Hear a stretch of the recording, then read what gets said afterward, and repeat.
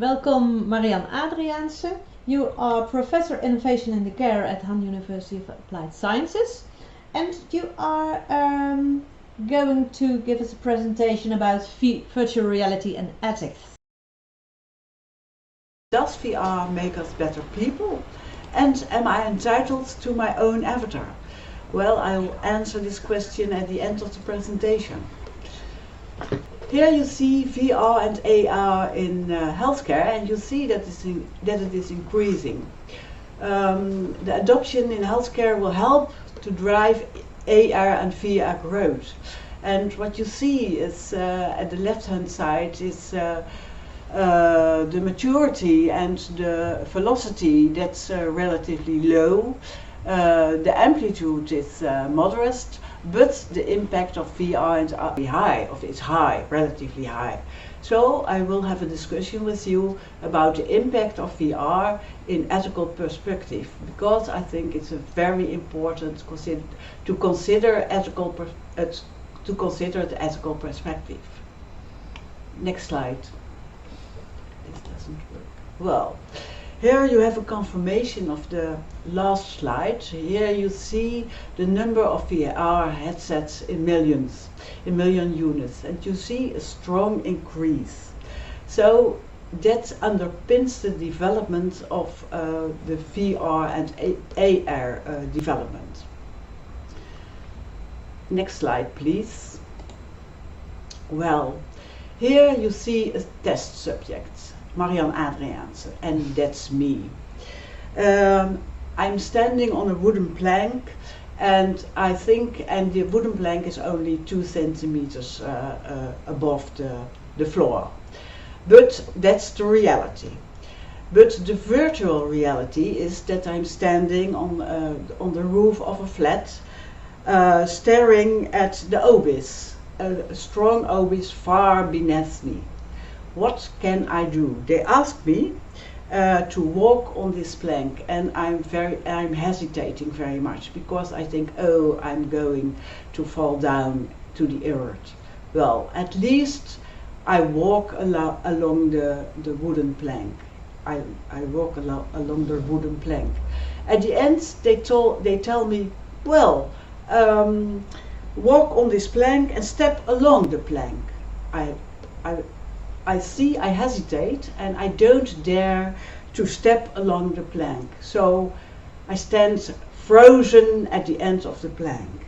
And I know it's not the real reality, but I can't do others. I can't handle on another way. Afterwards, this experience, I thought, well, there are a lot of ethical issues about this experience. For example, is permission required on beforehand, before I was involved in such an experiment? Are the risks exchanged? Is the maximum time indicated of the experience? Has there been communication about the content? Did I know before what was going to happen? Is my privacy discussed? There are standing a few people around me. They see me watching, and they see me frozen. Well, that kind of questions are more or less ethical questions. They didn't ask me before my experience if I agree with this. That's an example of it. Well, next slide, please. What are we talking about when we are talking about virtual reality and augmented reality? Virtual reality.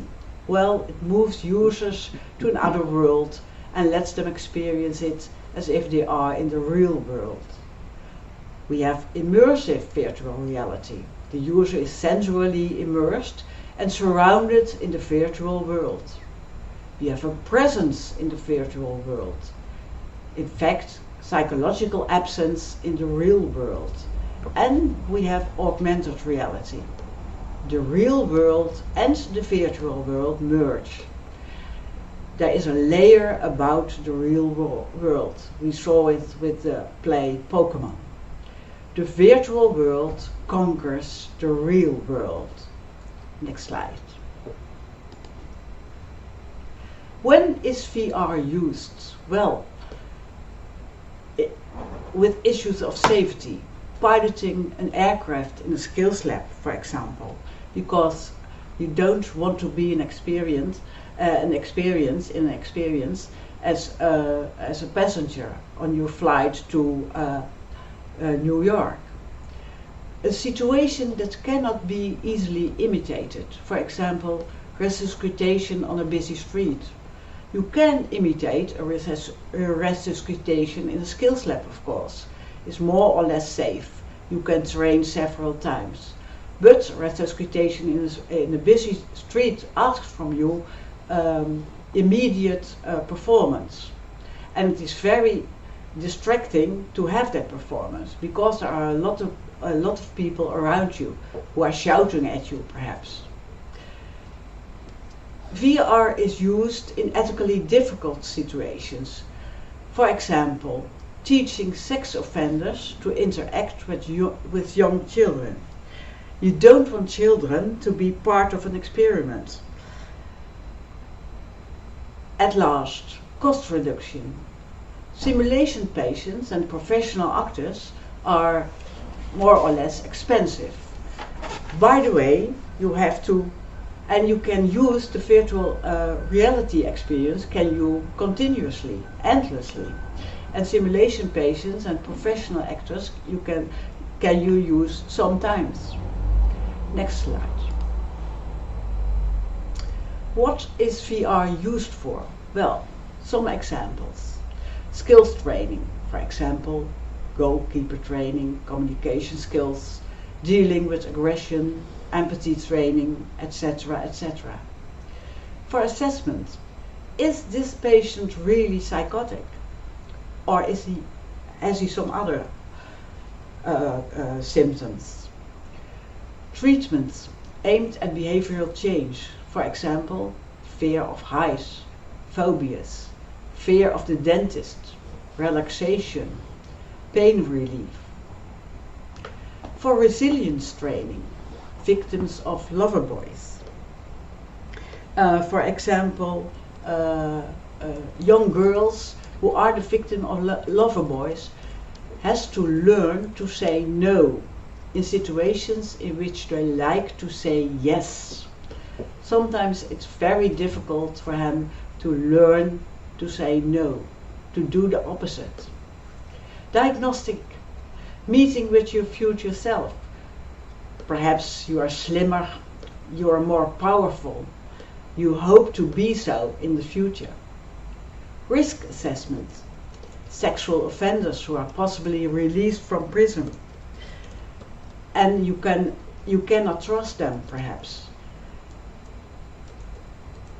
At least social context, connection with loved ones, with your friends, with your mother, with your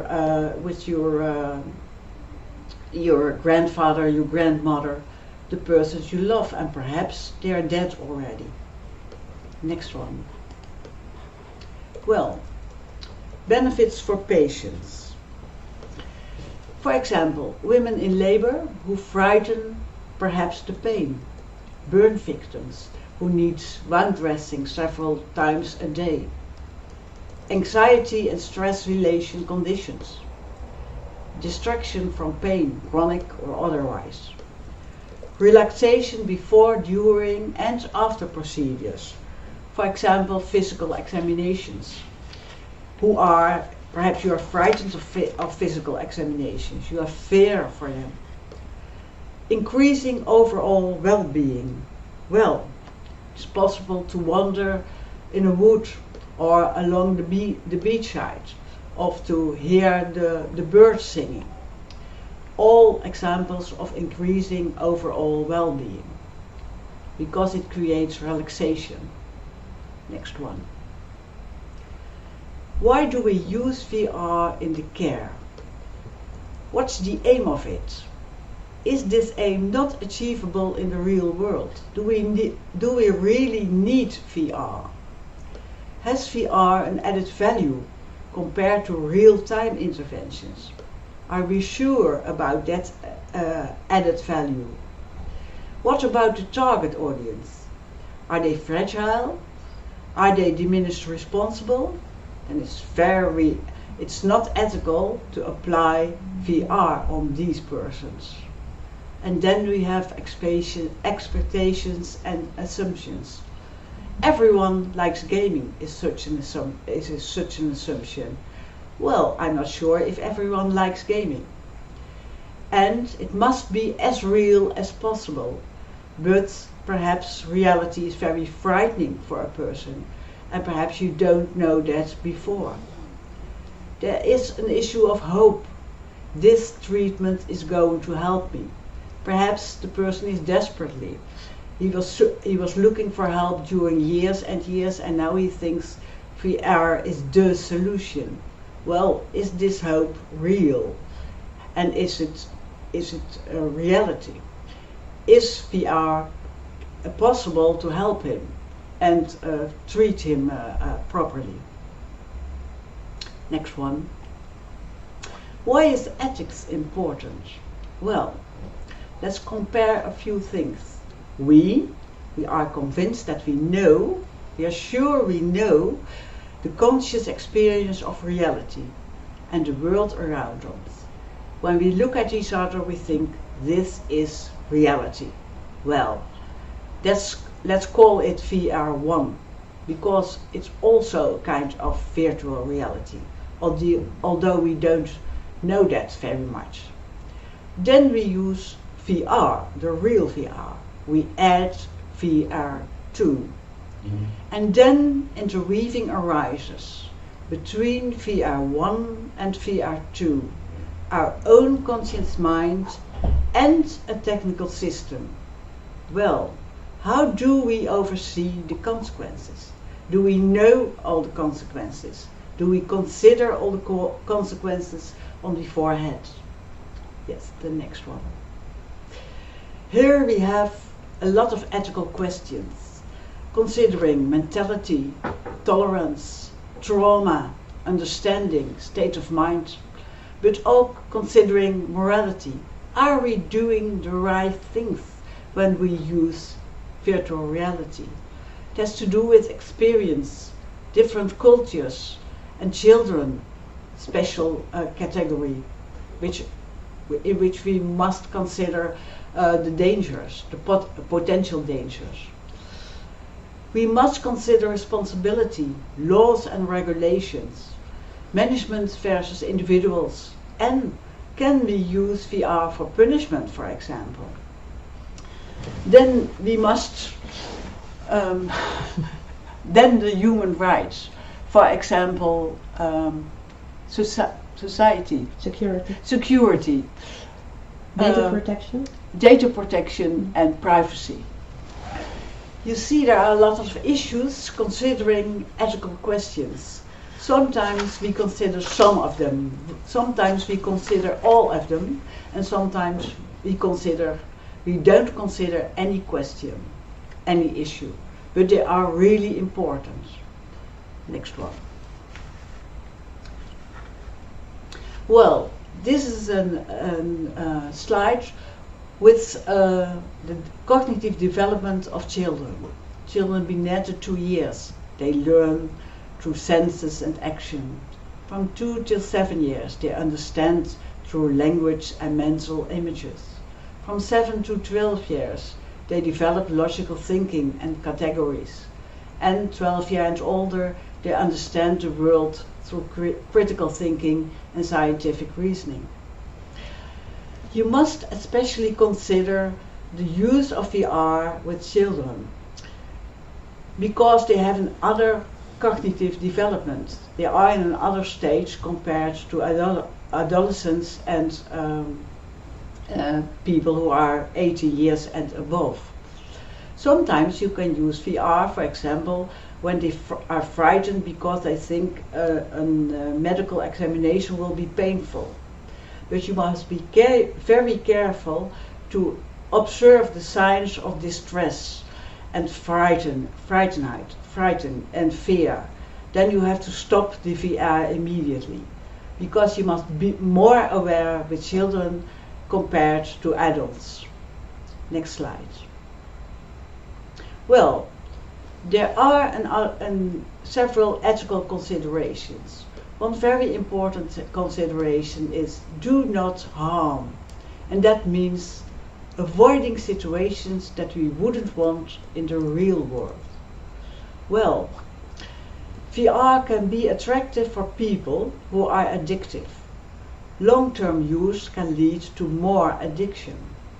The second point, swift to expose psychiatric vulnerabilities in some users and spark psychotic episodes.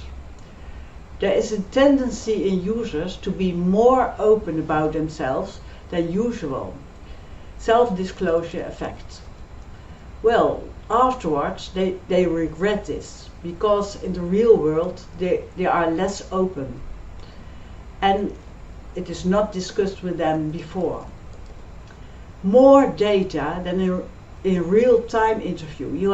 You have more data than in real-time interview. For example, not only the faces, you don't observe only the faces, but you also see the eye movements, the facial expression.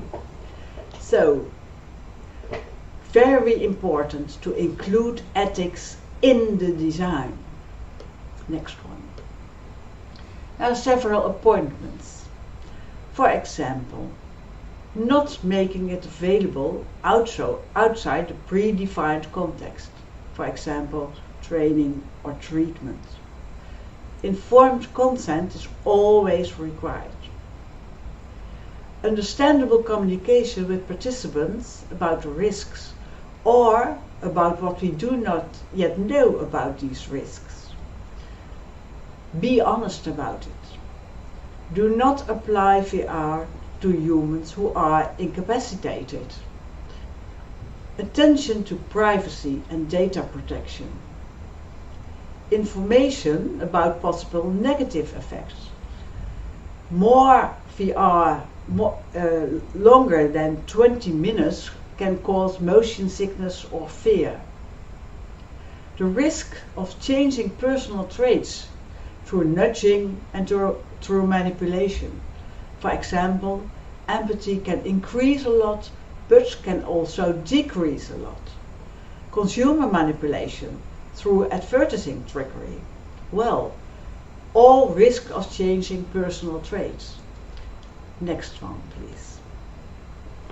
The question was, at the beginning of my presentation, am I really entitled to my own avatar?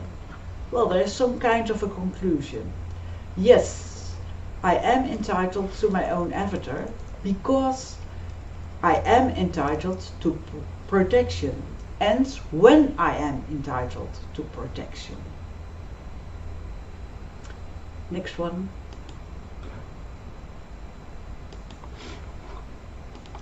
Final. There's one last principle, a very important ethical principle. Do well when you use VR.